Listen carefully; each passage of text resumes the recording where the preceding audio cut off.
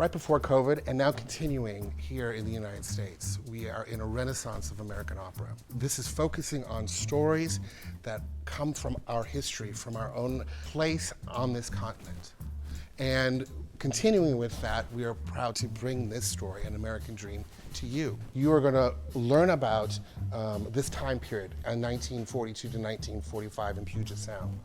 And you're going to gain from it a respect for yourself. The company submitted a question to their patrons. If you were to have to leave your house suddenly, and you had to take one thing, what would that thing be? And you'll never be able to return to your home again.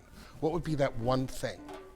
And all these submissions came in, and that sort of was the germ that led to the storytelling of American Dream. The composer and the librettist focused on these two stories and melded them together. In order to tell a story, just like Mozart, just like Puccini, just like Handel, just like Wagner, just like Verdi, they create a sonic world. That's called their style. You know, whether you're looking at Aaron Copland, when you hear his music, you hear his style. When you hear Bernstein's music, you hear Bernstein and his style. And so composers have that.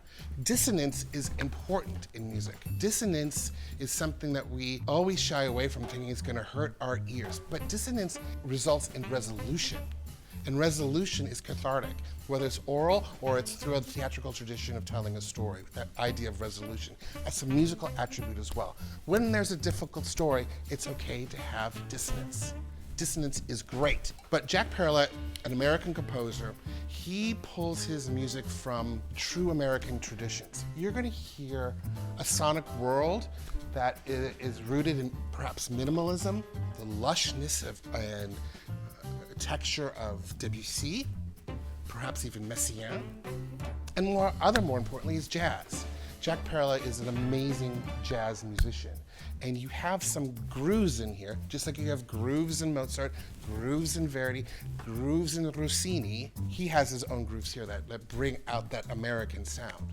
So you will have this sonic world that sets us up perfectly for those emerald forests in Puget Sound, and also for the difficulties at times of the story, and also there's moments of happiness. I travel a lot as a conductor, and I travel with sacred objects that remind me of my own home. When you leave the theater, I hope you leave with a sense of what is important to you, the importance of family, learning about our past, and leaving with a sense of love and gratitude.